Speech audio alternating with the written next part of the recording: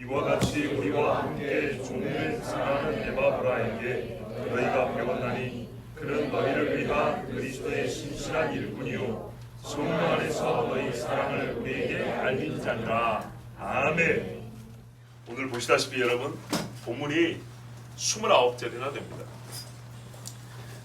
저는 오늘 이 말씀에 상세한 주회를 하지 않습니다. 즉 풀어드리지 않습니다. 깊은 의미를 파악하는 일도 오늘은 쉬겠습니다. 주일 낮예배 설교로는 최초로 순전히 배경만 전하겠습니다. 골로새서를 전에 새벽 예배 때 강의를 했습니다. 그래서 말씀의 깊은 뜻이라든지 조금 더 상세한 말씀의 의미는 또한 주시는 교훈은 혹 원하시면 그때 전했던 골로새서 강의 설교 파일을 구해서 들으시면 되고요.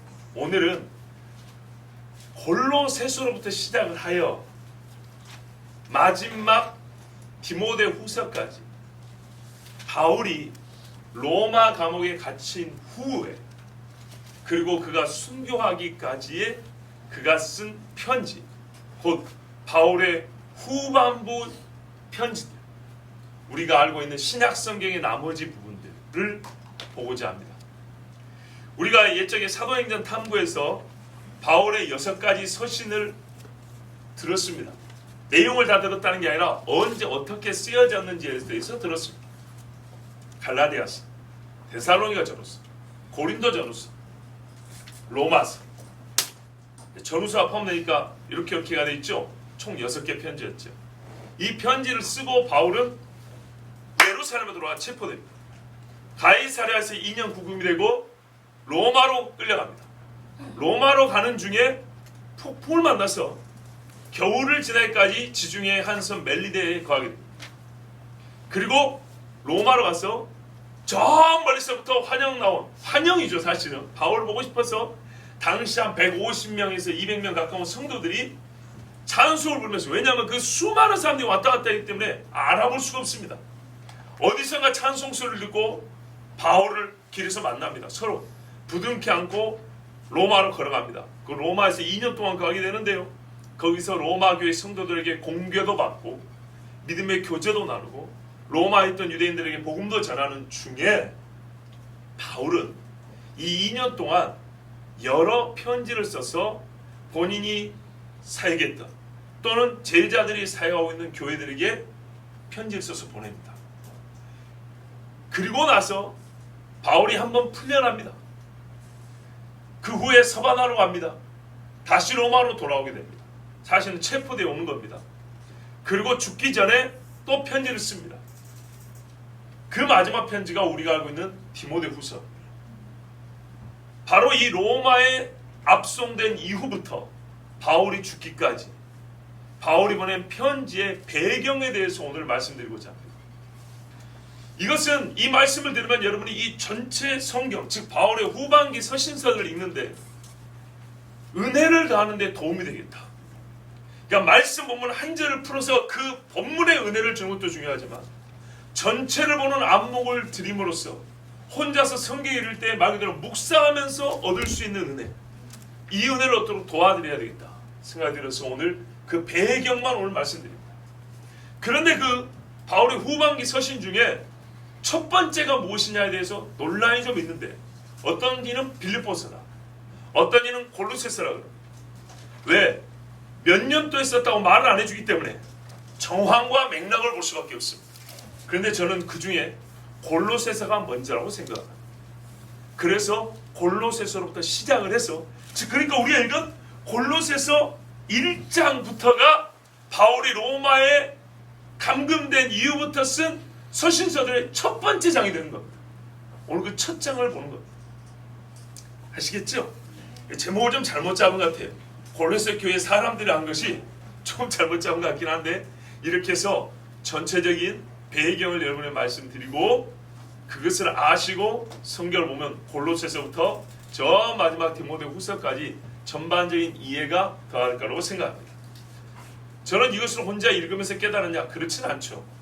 성경을 읽으며 깨달은 것도 있지만 여러 신학자와 목회자들의 글들을 길게 보지 않냐고 짤막짤막하게 보면서 그를 엮어 나가게 됐습니다.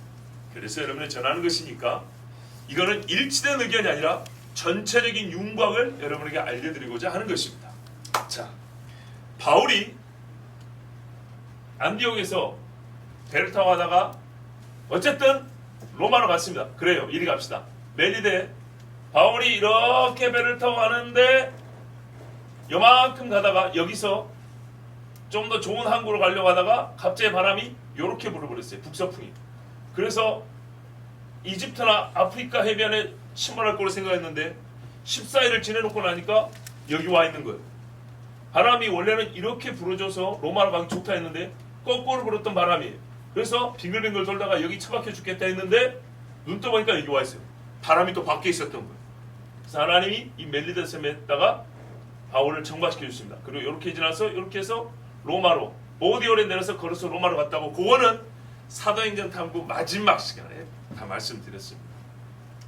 로마에 있는 동안에 로마 교회 성도들이 바울을 잘 공개했는데 그 중에 대표적인 사람 누가 있을까요?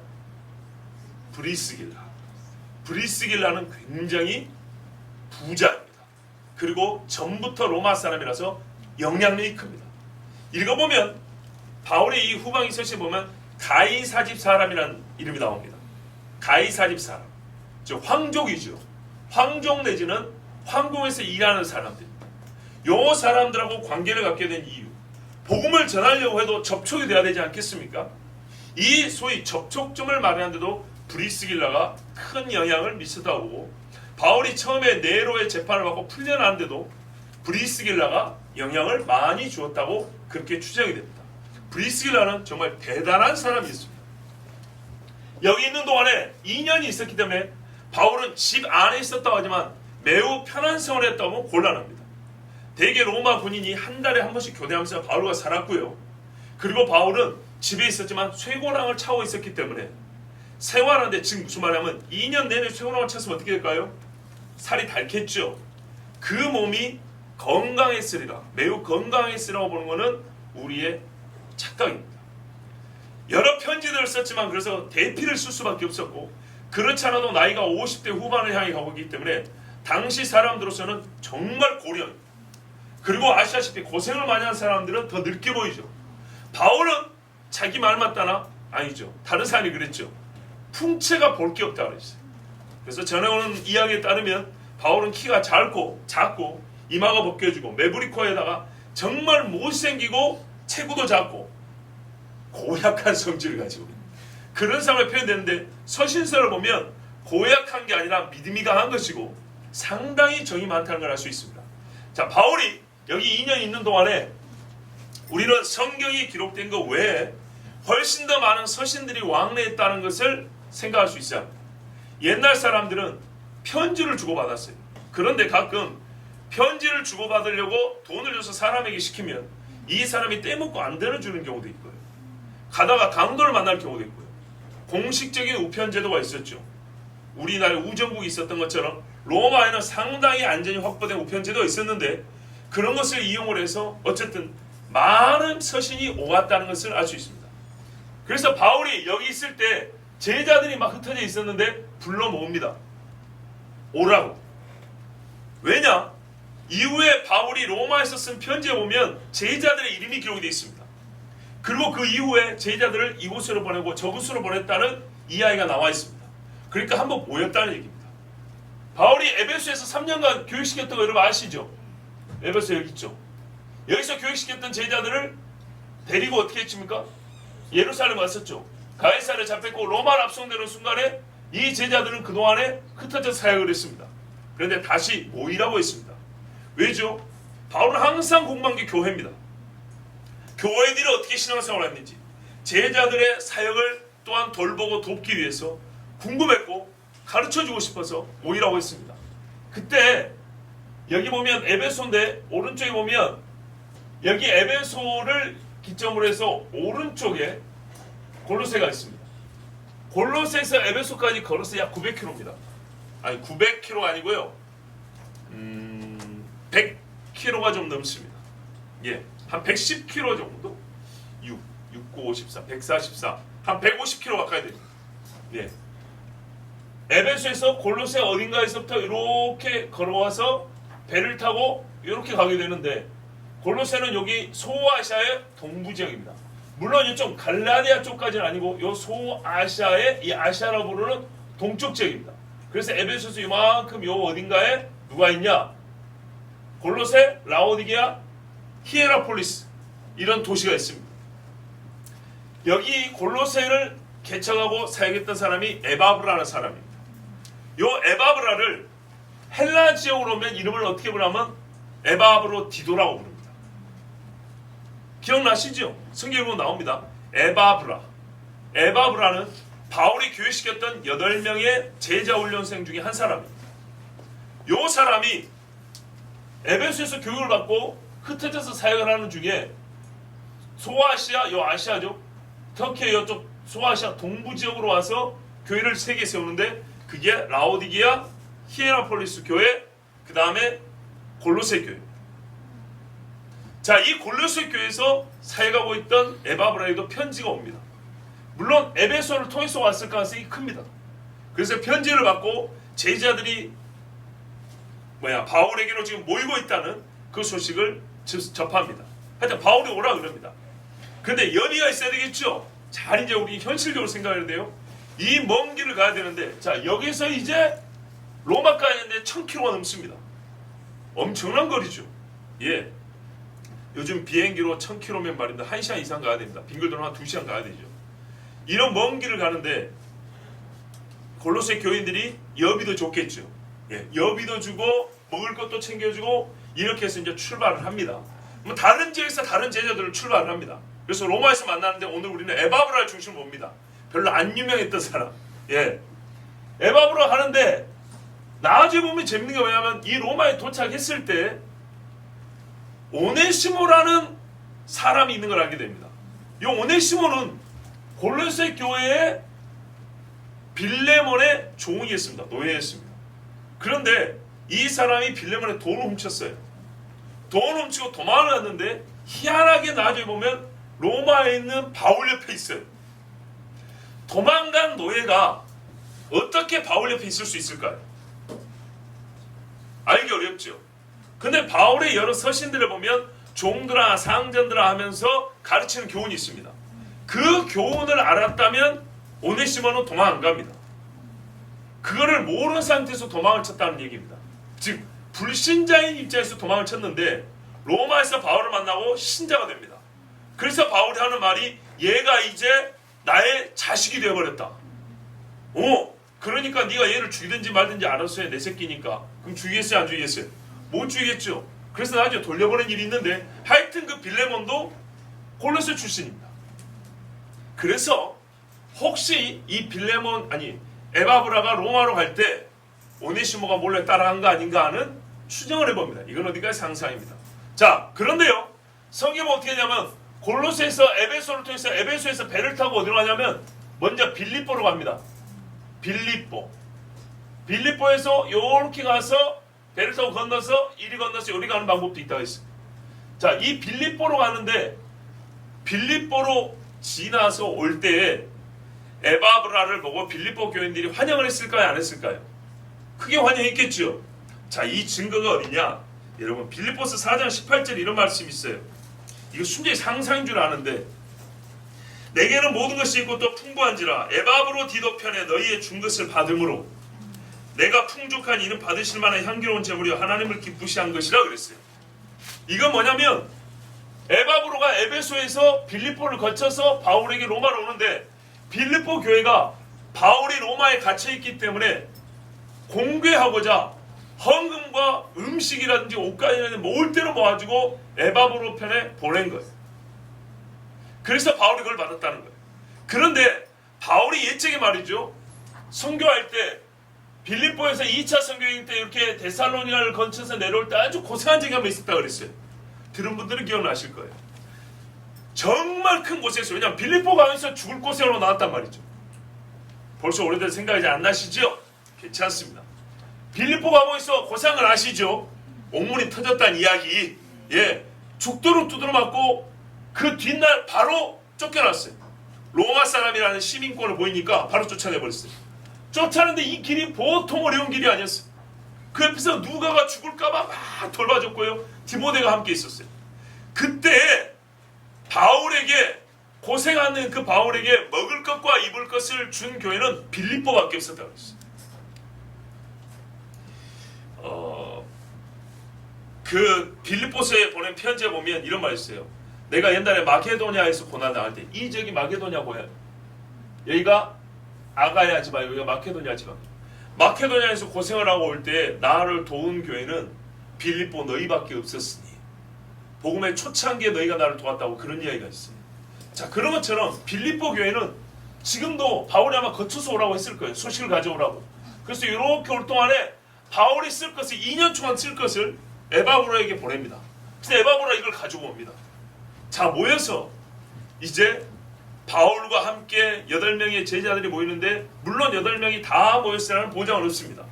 연락을 했겠지만 사정상 모든 사람도 있었겠죠. 자, 하여튼 모인 제자들이 로마를 처음 본 사람들이 대부분입니다. 바울도 로마를 처음 봤겠죠. 로마는, 이거 참 설명이 좀 그런데 중요한 것만 하나 설명해 드릴게요. 당시 로마 황제는 네로입니다. 22~23살 먹었을 때입니다. 로마 황제 네로가. 그런데 벌써 무지하게 뚱뚱했습니다. 하도 퍼먹어대가지고, 예, 이 큰 몸을 가지고 또 스포츠는 엄청 좋아해가지고 군대에서 사단장이 뜨면은 무조건 골을 한 10골씩 먹는 것처럼 이 사람은 올림픽 경기도 출전을 했습니다. 옛날에.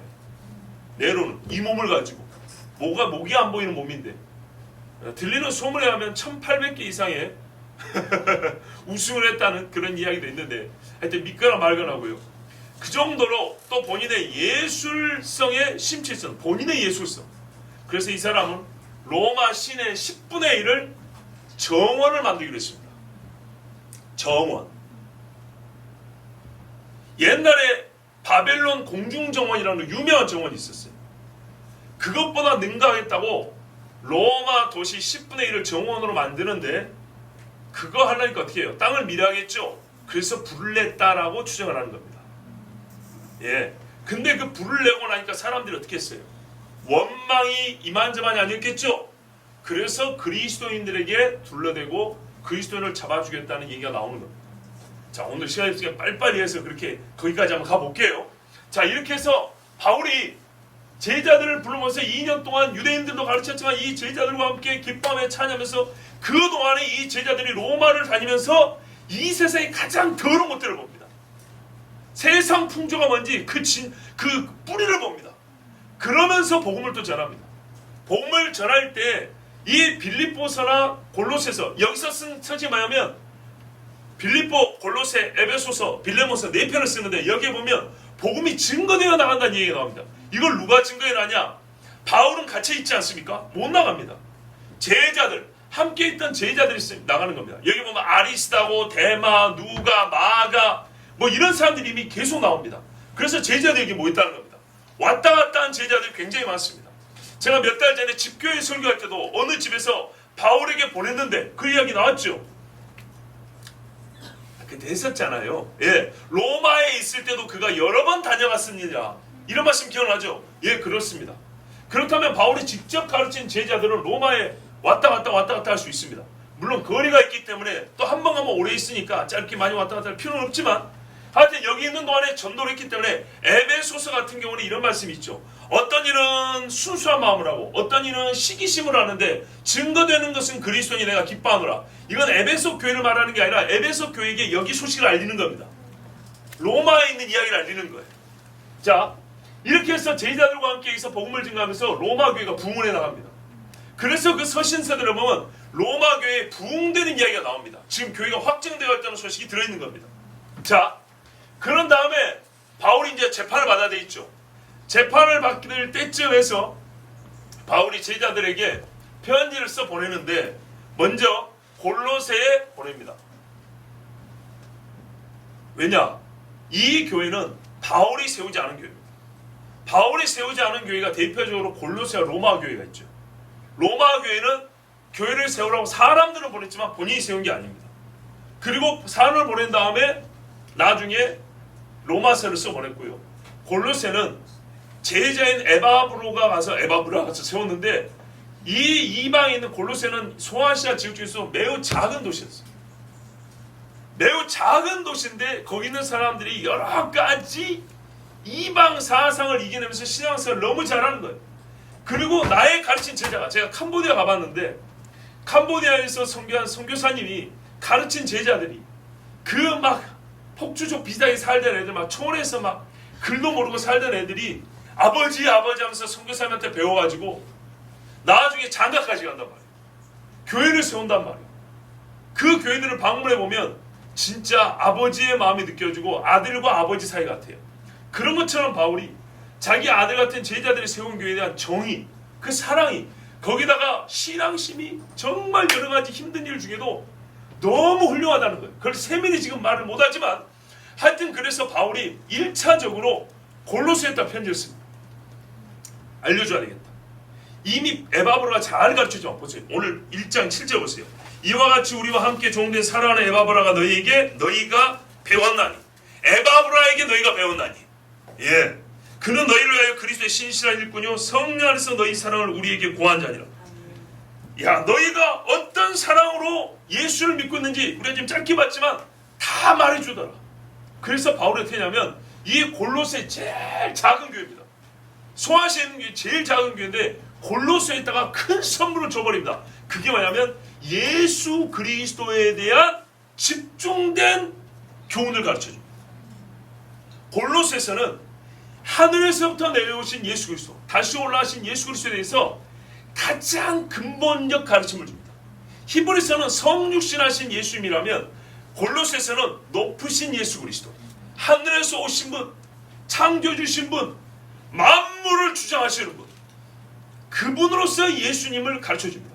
그래서 바울이 이 가장 약한 교회, 사랑하는 제자가 양육하고 있는 이 교회에 정말 이들이 목숨을 걸고 믿고 있는 예수 그리스도를 내가 다시 한번 아는 말을 더 확실히 가르쳐줬다 해서 골로새서 쓰는데요. 그래서 골로새서는 바울이 쓴 서신조 중에 기독론이라고 그러죠.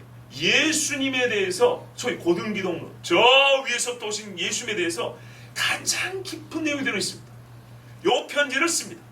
그런데 에바브라는 여기서 바울과 더 있기를 원했어요. 바울이 더 있기를 원했어요. 그래서 이 편지를 에바브라에게 안 보내고 두기고에게 보냅니다. 두기고. 근데 두기고에게 갈 때 바울이 이 하나만 보낸 게 아니라 하나를 더 써보내줍니다. 옆에 에베소에다 보냅니다. 그러면 결국에는 서로 돌아보게 돼 있거든요. 에베소에는 뭘 보내냐? 그 예수를 신랑으로 맞이한 신부로서의 교회를 가르쳐줍니다. 그러니까 골로새서는 쉽게 표현하면 신랑을 말해주고 에베소서는 신부를 말해줍니다. 그리고 우리가 잘 알다시피 그 신부에는 나중에 어떻게 해요? 유대인과 이방인이 함께 있죠. 그죠? 그리고 이 신부가 신랑과 영원히 연합하기 위해서 싸워야 될 대적이 있죠. 세부사에 보면 여러 가지 문제점들도 있습니다. 그 문제를 해결하는 내용도 있는데 큰 주제만 얘기하는 거예요. 그러다 보니까 영적인 싸움 이야기 나오는 거예요. 하나님의 전신갑주 이야기. 마치 아가서의 깃발 든 신부. 예, 우리가 싸우려고 준비된 군화시는 신부라고 상징하는 바로 그 이미지입니다.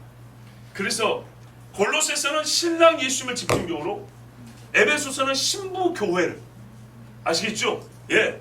그래서 교회의 머리 대신 예수 그리스도. 항상 예수님은 말해주는데 신부로서의 교회를 말합니다. 그래서 이렇게 딱 짝을 이뤄서 두 서신을 두기고에게 보내서 기니티오, 골로새, 에베소 이렇게 보냅니다. 여기 보시면 라오디게아, 히에라볼리 바로 옆에 붙어 있죠? 예, 이렇게 돼 있습니다. 두기고가 에베소서와 골로새서를 가지고 출발합니다. 에바브라는 조금 더 있기를 원했습니다. 왜? 바울에게 고민이 있었거든요. 오네시모를 다시 여기 보내야 되는데 얘가 죽어요. 당대 법에 의하면 도망간 노예는 죽는 거예요. 그리고 거기다가 주인의 돈을 훔쳐왔어요. 그러니까는 바울의 고민이에요. 얘를 살려야 될 거 아니에요. 그러면 살리기 전에 뭐부터 있어야 되냐? 살릴 명분을 마련하기 위해서라도 얘가 회심을 해야 돼요. 회심할 때가 시간이 필요하고 혼자 보낼 수는 없죠. 에바브라가 바로 이 골로새 교회의 말씀 증거자 아닙니까? 요즘 말하면 목회자 아닙니까? 그러니까 에바브라와 같이 보내려고 시간을 좀 끌고 있습니다. 그런데 바울이 잊을 수 없는 교회가 있어요. 빌립보. 예, 이 교회에 감사 인사를 해야 되겠어요. 거기다가 이 교회도 정말 힘들어요. 특히 요디와 순두개가 이 여자 둘이 막 싸워. 여리가 오면서 그렇죠. 솔직히 그랬어요. 둘이 싸운다고. 그래서 이 여인들의 싸움을 어떻게 해결할 것이냐 고민도 되고, 그죠? 그리고 빌레몬 문제도 해결해야 되고, 그래서 이게 해결된 다음에 에바브라를 통해서 오네시모 손을 잡고 다시 빌립보서를 여기다 전해주고 거쳐서 돌아가게 하려고. 이렇게 하다 보니까 시간이 좀 걸렸어요. 그러는 중에 최후로 오네시모, 이 도망친 종이 회심을 했어요. 회심을 하고 바울과 함께 로마에서 복음을 전하고 바울을 돕는데 마치 친아들처럼 그렇게 열심히 한 거예요. 그러니까 바울이 빌레몬서에 보면 얘는 이제 나의 아들이고 복음의 열심이고 나를 공개하는 자고 막 그렇다 하면서 빌레몬아 네가 나한테서 배운 거. 그러니까 골로새 교회는 에바브라가 세웠지만 빌레몬이라는 사람은 유명한 사람이어서 바울과 어떤 직접적인 교제가 있었던 거예요. 그러니까는 바울이 빌레몬에게 오네시모가 네 돈을 훔친 건 안다마는 당신도 나한테 빚진 거 있지. 복음에 빚졌지. 그러니까는 저기 애한테 받을 거 있으면 나한테 돌려라. 내가 외상값 갚아주겠다. 뭐 이런 식으로 얘기를 하고, 그리고 내가 곧 갈 테니 빌레몬서 보면 나와요. 방 한 칸 준비해달라고 그래요. 그러면서 그 전에 오네시모라는 종을 보냅니다. 그러면 여러분 생각해보세요. 이 종이 먼저 왔고 내가 열받아 죽여버렸어요. 근데 바울이 편지 보낸 바울이 몇 달 있다 온대요. 사정에 따라 못 올 수 있지만 일단 편지는 온다 그랬으니 죽일 수 있어요 없어요? 못 죽이죠. 바울이 이렇게 지혜를 낸 거예요. 그런데 그 무엇보다 중요한 게 세상 법 이상의 법이 있어야 되기 때문에 오네시모의 회심을 먼저 필요로 했어요. 그래서 오네시모가 회심한 다음에 에바브라에게 오네시모 손을 잡혀서 둘이를 같이 보냅니다. 골로새 교회 목회자인 에바브라 편에 도망쳐 나온 골로새 교회 교인의 종을 손에 잡혀서 같이 보내니까 이 사람은 안전이 확보됐죠. 그리고 그 교회에서 열심히 일하겠죠. 거기다 바울이 뭐라냐면 내가 너에게 용서를 빌으라고 오네시모를 보내는데 다시 나한테 보내달라 합니다. 내가 절대 못 죽이겠죠. 이렇게 해가지고 빌레몬서를 씁니다. 예, 이래서 빌레몬서는 개인적인 것 같지만 교회 안에 용서와 또는 주인과 종 간의 이 에베소스 같은 데서도 보면 나와요. 상전들아 어찌하라, 종들아 어찌하라 나오죠. 그 신뢰이기도 해요. 예, 이 신뢰가 소문이 나겠죠. 소문이 나기 때문에 이 모든 교훈으로 주신 말씀이 각 교회, 이 이방인 모든 교회, 특히 노예가 많았던 이 로마가 지배하는 세상에서 완전히 그리스도인들은 새로운 법으로 사는 사람이 되어버립니다. 자, 그래서 세 번째이자 네 번째 편지인 빌립보서와 빌레몬서를 가지고 에바브라가 이 네아폴리 항구까지 와서 빌립보로 갑니다. 빌립보에서 상당한 기간 머물면서 전합니다. 그때 이 편지가 이거예요. 뭐라고요? 당신들이 보내준 거 얼마나 내가 잘 받았는지 모른다고, 정말 귀한 예물이었다고 이렇게 말합니다. 그리고 또 빌립보서 2장에 보면 뭐라 하냐면 그러나 에바브로디도를 너에게 보내는 것이 필요한 줄로 생각하니 왜? 계속 두고 싶어 에바브로를. 그렇지만 각 교회들을 돌보고 위로하는 데는 또 이 사역자들이 바울의 말과 편지를 가지고 가져야 되잖아요. 그래서 보내는데 그는 나의 형제요 함께 수고하고 함께 군사된 자요 너희 사자로 나의 쓸 것을 돕는 자라. 이 사자란 말은 사도란 말이에요. 에바브라를 얼마나 높여버리냐면 바울이 사도로 높여버립니다. 이 정도로 훌륭하지만 유명하지 않았던 사람이 에바브라라는 사람이에요. 이 사람이 빌립보로 갑니다. 여기서 머물고 에베소를 거쳐 골로새로 갑니다. 보통 이게 항구이기 때문에 이렇게 거쳐 이렇게 갑니다. 이렇게 해서 네 편의 편지가 쓰여집니다. 그런데 또 이렇게 늦게 간 이유가 있습니다. 왜냐? 에바브라가 몸이 아픕니다. 크게 몸이 아파가지고 에바브라가 죽을 뻔합니다. 그때 보면 어떻게 되냐면 함께한 성도들이 열심히 기도를 했다고 되어 있어요.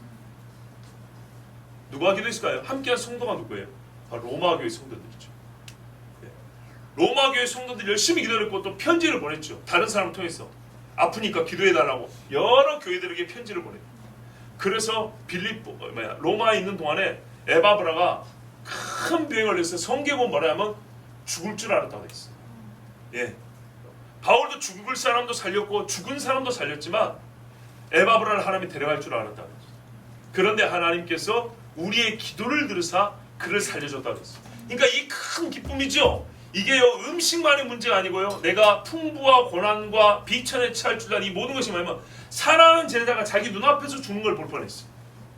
근데 얘가 살아났으니 이 소식도 알려야 되겠죠. 그래서 에바브로에게 빌립보 안에 뭐 했어요? 기뻐하라. 내가 다시 너에게 말하노니 기뻐하라. 이렇게 말하는 거예요. 예, 빌립보 역시도 이 동네에 비하면 작은 동네입니다.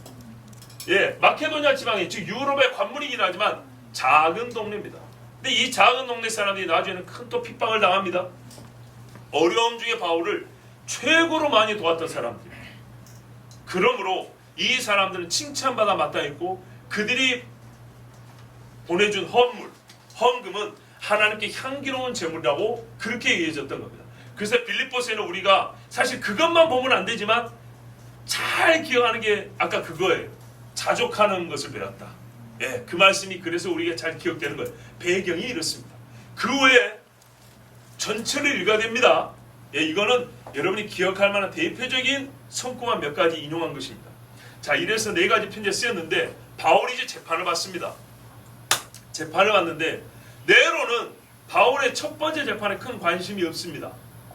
그 사람은 한참 젊을 때 자기의 조각상 약 30m 높이의 자기의 조각상을 세우고 큰 경기장 같은 걸 세우고 전시관, 정원 이런 거 만들어서 자기의 예술적인 재능을 뽐내기에 정신이 없었던 사람. 그래서 약간의 종교적인 문제는 크게 신경을 쓰지 않았습니다. 자, 글라우디오 황제 때 유대인들, 그리스도인들까지 다 추방이 됐는데 네로 때 다시 돌아왔지 않습니까? 그 말은 네로는 초창기에 별로 관심이 없었다는 얘기입니다. 조금 시끌시끌해 가는데 본인의 관심이 향락과 자기 우상화가 있었기 때문에 별로 관심이 없었어요. 그래서 처음에 바울이 재판을 받을 때는 오히려 네로가 직접 재판을 해줄까가 걱정이었어요. 바울은 이 가이사 황제인 네로 앞에서 재판을 받게 왔는데 이 인간이 귀찮다고 아랫사람을 시켜버릴까? 그런데 결국에는 바울이 네로 앞에서 재판을 받은 걸로 전해집니다. 근데 그 재판은 상당히 간단하고 빨리 끝나버렸다. 왜? 네로가 별 관심이 없으니까 바울의 말을 귀담아 들을 생각도 하지 않고 긴 변론을 시간 주지 않고 그냥 알았으니까 그냥 풀어주라 이렇게 해버린, 이렇게 전해집니다.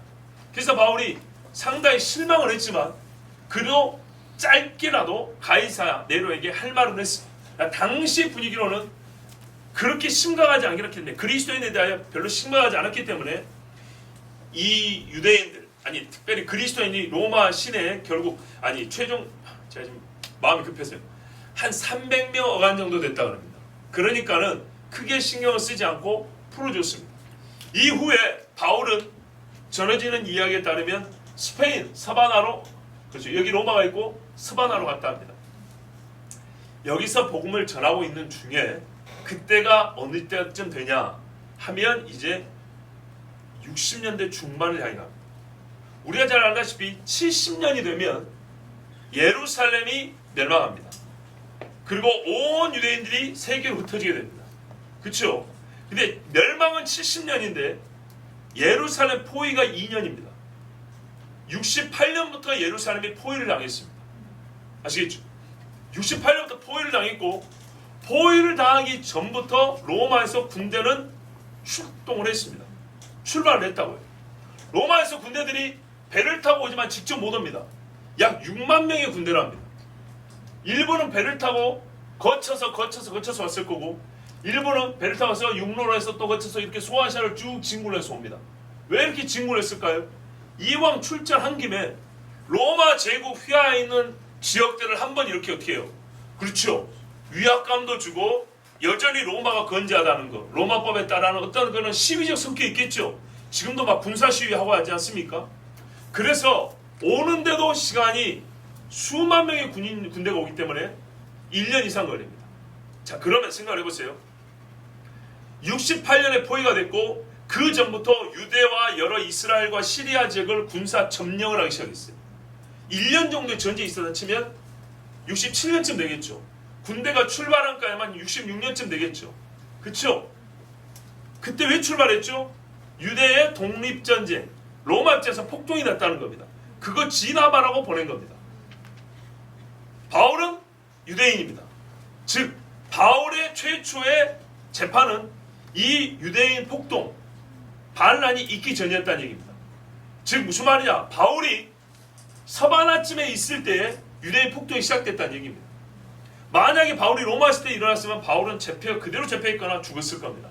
1차 재판이 끝나고 바울이 스페인으로 와서 복음을 전하고 제자들도 이제 다 흩어져서 복음을 전하는 중에 유대에서 점점, 물론 그때도 분위기가 안 좋긴 했지만 이제 진짜 폭발이 일어나는 겁니다. 자, 이렇게 됐을 때 로마가 점점 조여오지요. 이렇게 되면 유대인, 특히 그리스도인들은 어떻게 했을까요? 도망을 가야겠죠. 그래서 제가 작년 수련 때 말씀드린 대로 나중에 여러 이방인 교회가 디아스포라 유대인, 특히 히브리 그리스도인들을 받아주고, 그래서 유대인과 이방인의 연합교회가 사실은 2000년 전에도 있었던 겁니다. 그 이야기했죠. 예를 들면 두 번째 선교를 떠날 때 바울이 안디옥에서 이렇게 육로로 갔다고 돼 있어요. 그리고 중간에 한번 이렇게 다녀온 적이 있다고 그랬어요. 그렇죠? 더듬어 보시면 기억날 겁니다. 그때 제가 뭐라냐면 이 교회들이 나중에 도망쳐온 유대인들이 숨어 들어갈 곳이고, 유대인들을 받아줄 이방의 형제 교회들이다. 그리고 나중에 여기 요 밑에 아프리카 쪽이에요. 이 아프리카 쪽으로 흩어진 사람들도 이방인 교회들이 유대인 그리스도인들을 받아준다. 그래서 이렇게 흩어진 디아스포라 유대인들, 또 이쪽으로도 가겠지만 이 많은 유대인들이, 특히 그리스도인 유대인들이 이방인 형제들에 의해서 생명을 보존받고 또한 생업을 얻게 구하게 되며 함께 신앙생활을 하게 된다고 그랬어요. 자, 이 일이 이제 시작하게 된 거예요. 그래서 폭동이 나면서 점점 로마군이 압제해 오니까 유대인들이 흩어지기 시작했어요. 그리고 사도들도 그때 흩어집니다. 선교를 다니다가 이제 아예 진짜 이방 선교로 나가버립니다. 그래서 우리가 유명한 도마 같은 경우는 인도로 갔네, 바돌로메 같은 경우는 여기 아르메니아적인 아제르바이잔 그쪽으로 갔네, 이런 이야기가 나오는 겁니다. 아시겠죠? 요 60년대 후반에 사도들도 흩어지면서 제자들도, 유대에 있던 신자들도 많이 흩어집니다. 그러다 보니까 생긴 문제가 있어요. 뭘까요? 유대인이 이제 이방인 교회에 들어가게 됐어요. 유대인과 이방인이 별 차이가 없다는 것은 사도 바울의 사역과 선교복을 통해서, 베드로의 선교복을 통해서 많이 깨우치게 됐어요. 그래서 더럽다고 안 들어간 게 아니라 환영해주면 감사함으로 받아 들어가서 같이 신앙생활하게 됐는데, 문제는 신앙관이에요. 그렇죠? 신앙관이 문제. 할례파도 있고 무할례파도 있고 히브리파도 있고 헬라파도 있고 싸우려고 한 게 아니라 본질적이지 않은 문제 때문에 서로 이 오해가 생길 수 있고, 특히 언어가 다양한 동네에 들어가면 이거 괴로운 이야기죠. 아니 고린도 교회만 하도 이걸 써야 되니 말아야 되냐 복잡했었잖아요. 그걸 생각하니까 사도들이 걱정이 되죠.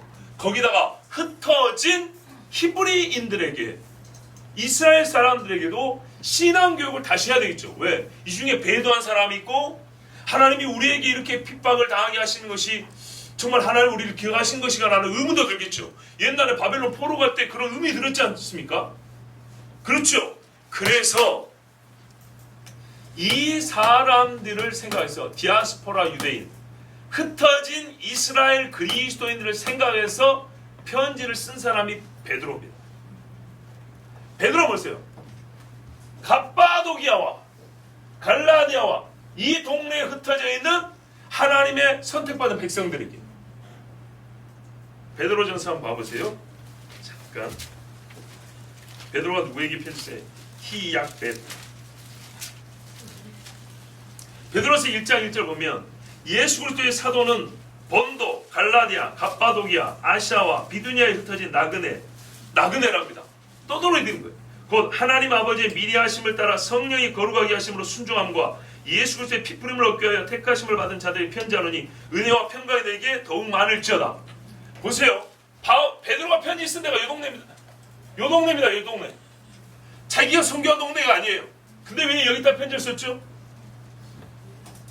유대에 있던 성도들이 다 도망가기 여기 흩어져 살고 있단 말입니다. 그래서 베드로의 1차 수신자들 뭐냐면요, 나그네들, 미리 하나님 앞에 선택받는, 말 여기 뜻하면 선민들이라고 하는 이스라엘 사람으로서 예수를 믿는데 핍박을 당하여서 이방으로 흩어진 자들에게 베드로가 편지를 쓴 거예요. 당신들 하나님 버린 거 아니다. 내가 예수님 따라다닐 때 겪었던 일들을 얘기해 주면서 끝까지 소망을 품고 주님 오실 날을 바라보라고 그 편지를 썼던 것입니다. 이게 베드로 전서입니다. 아시겠죠? 자, 이때 문제는 이겁니다. 대부분 이방인 교회는 누가 세웠냐면 바울입니다. 또 바울의 제자들이죠. 그러면 베드로는 이방인에 들어갈 히브리 사람들에게 편지를 썼다면 이방인으로서 히브리 사람들을 같은 성도로 받아들여야 될 이방인들에게도 뭔가를 가르쳐줘야 되겠죠. 아까도 말씀드렸지만 편지 하나하나가 이런 내용만 담고 있는 건 아닙니다. 복음의 진수를 담고 있는데 그 내용들을 보면 전체적인 배경이 어떠한 맥락 안에서 이 편지를 쓰게 됐는가를 지금 보는 겁니다. 그래서 바울에게 베드로가 부탁을 했을 겁니다. 서로 교실이라는 게 나오거든요. 이방인들에게도 유대인 맞을 준비를 해야 되는 거죠. 근데 그 중에 중요한 게 뭐냐면 서로 권위 문제가 다툴 수 있어요. 권위 문제. 우리가 뿌리다. 너희는 접붙여진 거다. 그런데 교회는 이방인들 교회잖아요. 겸손히 들어가야 되겠죠. 그래서 불필요한 싸움을 없애기 위해서 하나의 제도를 말합니다. 유대인들은 익숙하나 이방인들은 익숙하지 않은 제도. 그 제도도 있긴 있었지만 익숙하지 않아서 아직 세워지지 않은 제도. 그게 뭘까요? 네? 아까 얘기했어요. 직분자? 대표적으로 어떤 직분자야? 여러분 집사는 예루살렘 교회에서 먼저 나왔어요.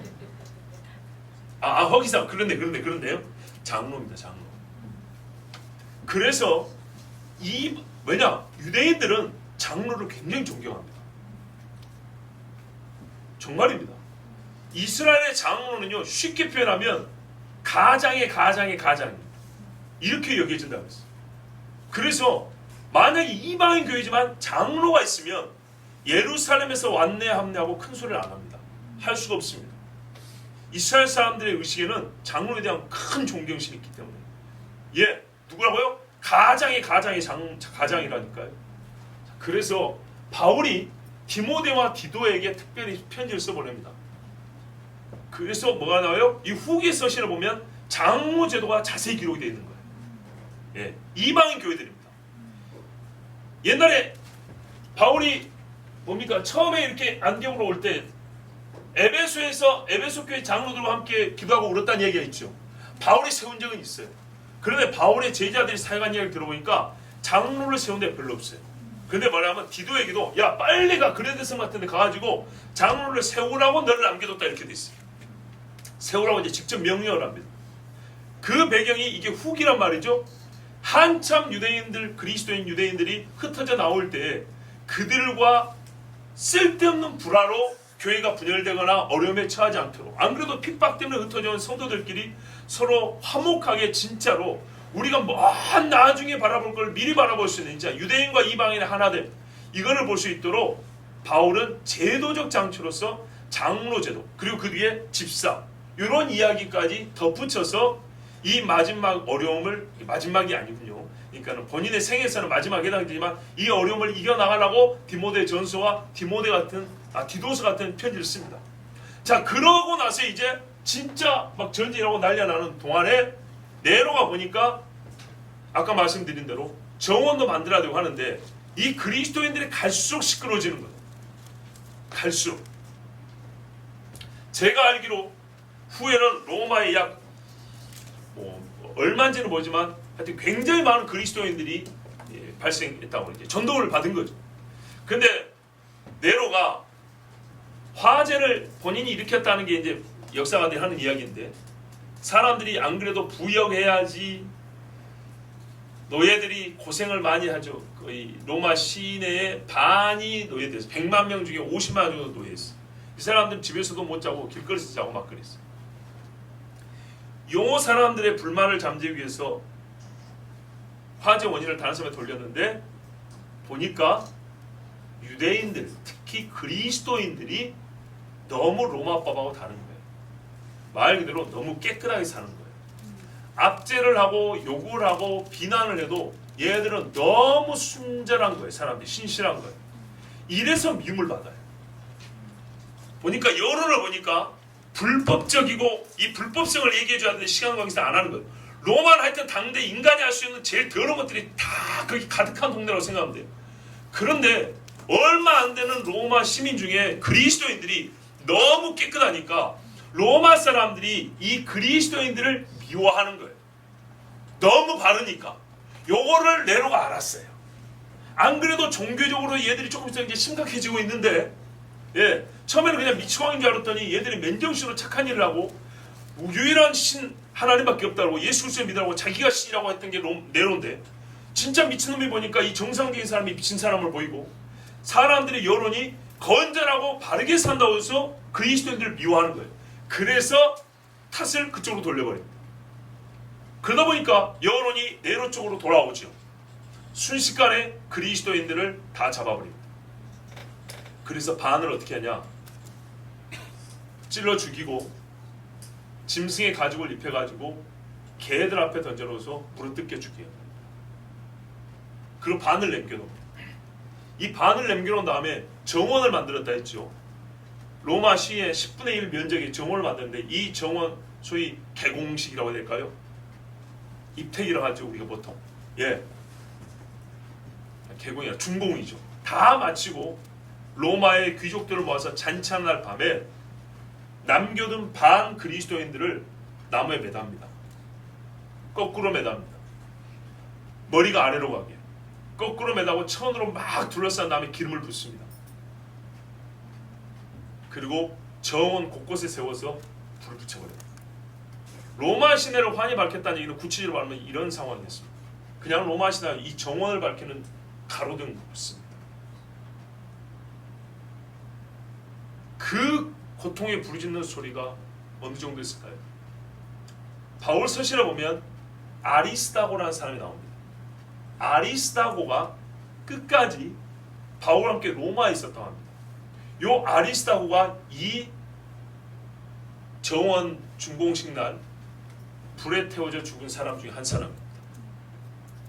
이 소식을 듣고 바울은 사바나라든지 이 어디입니까? 하여튼 로마 옆에 다른 곳에 있다가 드디어 니고볼리라는 말도 있는데요. 로마로 들어옵니다. 자기를 이어서 로마에서 사역하고 있던 제자들이 우리가 보는 로마서 16장에 기록된 이름도 있죠. 그 사람들이 그때 거의 다 죽습니다.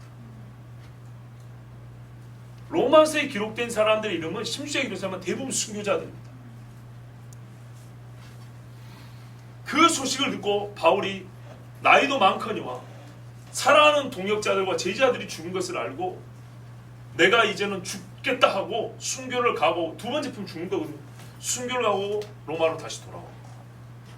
로마로 돌아오는 길에 잡히죠. 왜? 이제는 네로가 완전히 그리스도인을 잡으라 했기 때문에 로마 제국 전역에서 핍박이 일어납니다. 아까 말했던 골로새, 빌립보, 데살로니가, 에베소 온 지역에서 이제 핍박이 동시다발적으로 일어납니다. 그러다 보니까 로마 밖에 있었던 바울이 잡혀가지고 로마로 압송되어 옵니다. 로마로 압송되어 왔을 때 바울은 또한 자기가 이번 재판에는 죽을 걸 알지요. 예. 그래서 바울이 편지를 씁니다. 마지막으로 디모데 후서입니다. 내가 예를 들면 이제 가을에 재판이 시작되면 겨울에는 재판을 잘 안 한다고. 그래서 봄이 되면 재판을 다시 하고 공판을 하는 거죠. 한 가지 재판이지만 공판이라고 해서 몇 번 법원에 출두를 하죠. 첫 번째 공판기일이 있고 두 번째 최종 선고하는 날이 있어요. 그 선고하기까지 약 6개월 정도 걸린다고. 그래서 바울이 그 기간 동안에 겨울을 나게 됐어요. 근데 춥고 병들고 힘들어서 그리고 수많은 제자들 중에 일부는 벌써 죽었고 일부는 막 핍박을 하고 감옥에 갇혀 있는데 디모데가 보고 싶은 거예요. 디모데가 정말 디모데가 보고 싶어서 디모데 후서를 씁니다. 겨울이 지나기 전에 네가 나에게 오라. 마가도 왔으면 좋겠다. 자기의 죽음을 직감하고 살아가는 제자를 봅니다. 그리고 그 어간에 아마 히브리서를 썼다고 봅니다. 아까 말씀드린 것처럼 히브리인들에게 바울은 평생 이스라엘의 구원을 꿈꿨던 사람이잖아요. 그래서 이제 핍박을 피해서 열방으로 흩어졌지만 결국에는 그래도 핍박을 당하는 히브리인들에게 저는 이방인들 편지 쓸 때 어떻게 해요? 옛날의 믿음의 사람을 기억하라. 그리고 그 어간에 여러 있었지만 디모데도 한번 감옥에 갇혔다가 풀려난 적이 있었던 거죠. 디모데가 풀려났는데 디모데는 사실은 반은 유대인이고 반은 이방이잖아요. 그래서 이 히브리 사람들에게도 옛적에 우리에게 이 복음을 전해주셔서 순교하고 수고했던 선지자와 선조들을 기억하라 하면서 우리의 바라볼 본향은 저기 아니냐, 나도 저기를 바라본다 하면서 이 편지를 쓰고, 이게 언제 썼는지 정확히 이건 잘 모르겠지만 하여튼 이 여간에 쓰고 맨 마지막으로 디모데 후서를 쓰고 디모데를 보고 싶어 합니다. 그리고 내려오는 이야기는 제자들이 바울이 곧 죽는다는 것을 알고 다시 모여들었다 합니다. 다시 모여들어서 바울의 마지막 순간을 바라본 것입니다. 그리고 정말 자기들을 가르쳤던 정말 예수 닮은 사도가 최후로 예수처럼 죽는 것을 보고 그 제자들이 다시 돌아가서 밀레도에서, 구브로에서, 아시아에서, 유대 땅에서, 애굽에서, 로마에서 정말 복음이 전해진 곳곳에서 피 흘리며 순교를 당했다는 것이 우리에게 내려오는 초대교회 이야기입니다. 자, 신약 성경의 나머지 부분, 나머지 성경들이 언제 어떻게 기록되는지 대강 아시겠죠? 자, 이런 정황적인 배경, 맥락을 알고만 읽어도 우리가 전체적인 말씀의 뜻과 또한 그 심정을 이해하는 데 어렵지 않습니다. 여러분, 저는요 우리 설교자들에게 파토스라고 합니다. 파토스는 뭐냐면 열정을 말하는 거예요. 좀 다르게 말하면 마음이 움직이는 거예요. 성경을 읽을 때 여러분 마음이 같이 움직여야 돼요. 울먹해져야 되고요. 또 어쩔 때는 막 환호성을 지를 정도로 기뻐야 되고요. 뭔가 마음이 움직여야 돼요. 마음이 움직이면서 성경을 읽는 사람은 얼굴 보면 벌써 달라요. 마음이 움직이면서 성경을 읽는 사람, 듣는 사람, 말하는 사람, 여러분이 저에게 설교하는 나를 봐도 알잖아요. 도대체 저 사람이 이 성경을 통해서 자기 마음이 지금 흔들리고 있는가? 그렇지 않고 말하는가? 거꾸로 제가 여러분을 보면 들을 때 정말 그 마음이 말씀 앞에 한 걸음 가까이 오는가 그렇지 않은가? 다 알 수가 있어요. 그럼 오늘 이야기 제가 무슨 이야기하죠? 이 말씀의 뜻이 무엇이라고 그걸 얘기하지 않죠. 그것은 여러분 직접 읽으세요. 오늘 1장 29절까지 다 읽지는 않습니다. 이것이 여러분 바울이 로마로부터 쓴 서신서의 첫 번째 장이라고 말합니다. 함께 수고하여 순교하기까지 나가는 이 세상에 나그네로 살고 세상에서 버려진 취급을 당하는 사람들에게 정말 유명하지 않고 무명한 자들에게 쓴 사랑하는 교회에게 쓴 첫 번째 장. 여기서부터 시작해서 바울은 순교하기까지 교회를 향하여서 그리스도의 복음을 전하는 걸 멈추지 않았고 성도를 향하여 울며 기도하는 걸 멈추지 않았습니다. 바울은 편지만 쓴 게 아니라 편지 서두에 보면 항상 뭐냐면 내가 항상 너희를 잊지 않고 기도하며 항상 기도하며 에바브로도 너희를 위하여 열심히 기도하더라 하고 남미 여기까지 해줍니다. 성도는 그래요. 그래서 말하면 몸으로는 떠나 있으나 영으로는 함께한 나 바울이 이렇게 말하는 겁니다. 이 심정을 느끼란 말입니다.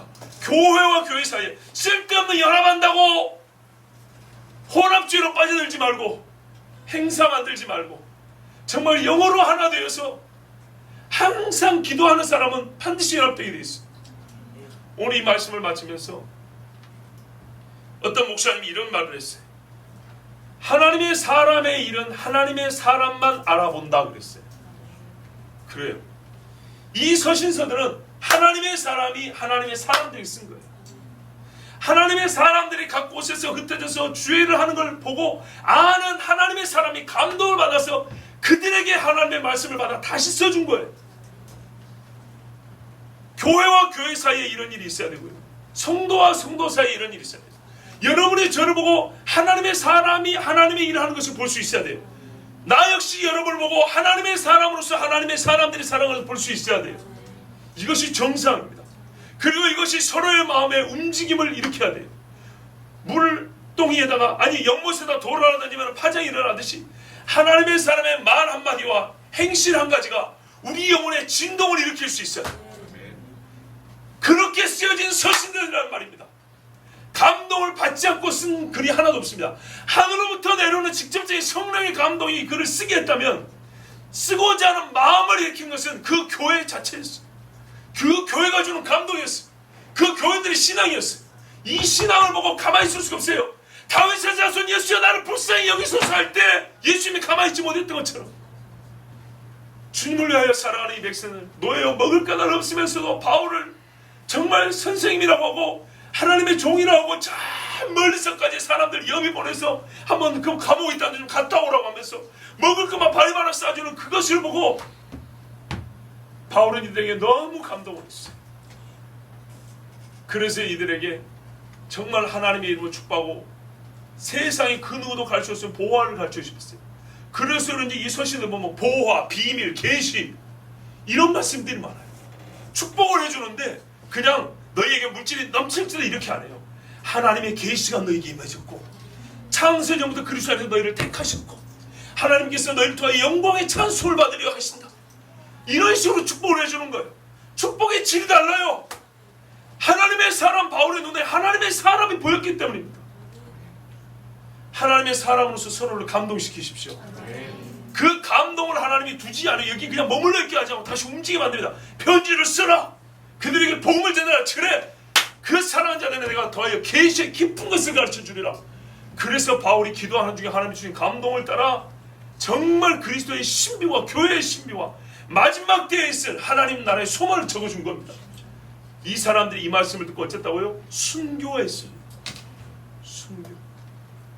말로만 듣던 그리스도를 위하여 나의 목숨을 바친 일이 실제로 일어났습니다. 2000년 전에 유대인과 이방인이 이방 땅에서 하나 되어서 순교했답니다.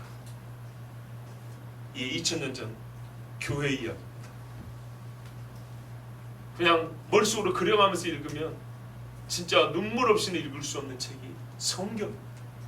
성경. 가슴을 치며 읽을 수밖에 없는 책이 성경이고 한 구절 읽고 와 그래서 하늘을 우러러볼 수밖에 없는 책이 또 성경입니다. 오늘 하나님은 성경을 통하여 교회를 보여주시고 하나님의 사람들을 보여줬습니다. 여러분 그 어느 때보다도 참된 교회가 어디에 있는가 정말 궁금해지는 시대를 살고 있습니다. 만약 바울이 살아있다면 골로새 교회 편지를 쓰듯이 빌립보 교회 편지를 쓰듯이 우리에게 편지를 쓸 수 있는 그런 교회가 되기 원합니다. 오늘 우리 참 하나님 섭리적으로 시간을 정해주셔서 가정이 여기서 찬양을 했습니다. 저 가정이 나중에 순교를 떠났을 때 여러분 그때는 손편지 좀 씁시다. 사랑하는 자녀요 주 안에서 그대와 우리가 하나 된 것이 너무 하나님께 감사하고 예수의 이름으로 당신을 위하여 늘 기도하며 형제의 집에 있는 새 아이를 생각하며 우리는 기뻐하나이다 하면서 끝까지 승리하고 인내하시오. 당신의 어렵고 힘든 걸 알지만 우리도 같이 소망 가운데 여기서도 피 흘릴까지 수고하리이다. 이러면서 서로 편지를 주고받습니다. 얼마나 좋겠습니까? 그죠? 어떤 어려움이 있는지 우리에게 말해주시오. 우리가 기도하겠소. 그러면서 우리 집사님도 우리 교회에 와서 편지를 써요. 나의 어머니와 같은 교회요. 날 잊지 않고 사랑해주셔서 주 안에서 교제해 감사합니다. 우리에게 이러이러한 시험이 있었지만 불같은 시험을 이길 수 있었던 것은 사랑하는 성도님들이 나를 위해서 기도해 주셨기 때문입니다. 예, 우리 아이가 아파서 병원도 못 가고 죽을 뻔하였습니다. 이틀을 금식하는 중에 서울에 있는 길위의 소리교회 성도들이 기도한다는 하나님 환상을 보여주시므로 우리 아이가 나을 줄 믿었습니다. 아침에 일어나 보니 열이 떨어졌습니다 하고 할렐루야 주님을 송축하며 주 안에서 만나기를 원하나 혹 만나게 되지 못하더라도 주님 나라가서 같이 만납시다 하고 편지를 쓸 수 있다면 정말 우리는 2000년 전의 교회를 다시 사는 게 되는 것입니다. 읽기만 했던 그 시대 그 교회를 우리가 살게 되는 것입니다. 저는 이것이 소망입니다. 2000년 전에 사도와 교회 하나님께서 우리에게 허락해 주시기를 원합니다. 간구하십시오. 사모하십시오. 정말 원하세요. 이것을 기도 제목으로 삼으세요. 초대교회, 초대교회 여러분 말로만 모토만 삼지 말고요. 하나님 초대교회가 이 마지막 시대 교회였어요. 우리는 예초다 회개한다 그랬죠. 예, 초대교회를 우리가 마지막 세대에 살아보게 하옵소서. 우리가 그때 당시 사도처럼 그때 당시의 교회와 똑같이 살게 하시고 주님을 배우게 하여 주시옵소서. 이것이 우리의 기도 제목이 되고 이것이 우리의 소망이 되고 하나님이 기뻐하사 들어주실 줄로 믿습니다. 우리 이 시간 함께 기도하겠습니다.